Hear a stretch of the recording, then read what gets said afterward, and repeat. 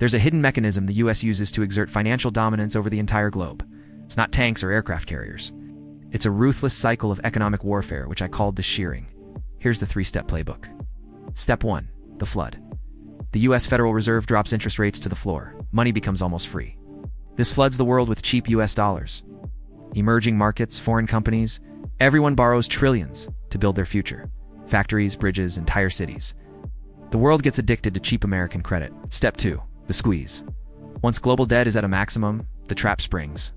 The Fed aggressively hikes interest rates. This creates a double-headed nightmare for borrowers. 1. Their interest payments explode.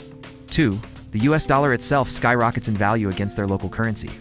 Imagine you're an Indonesian company that borrowed $1 billion. Your payments were easy.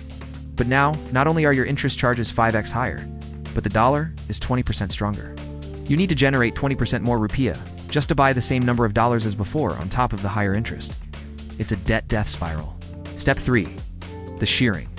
Now, the indebted countries and companies face a stark choice: default and trigger a collapse, or sell their most valuable assets for pennies on the dollar. Their ports, their energy grids, their most innovative companies, all put on a fire sale.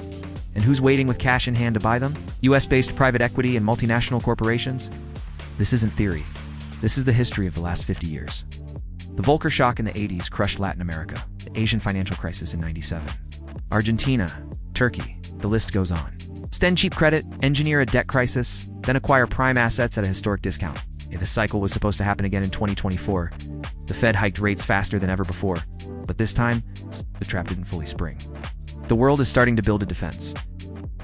Follow us or subscribe to this channel to find out what broke the cycle.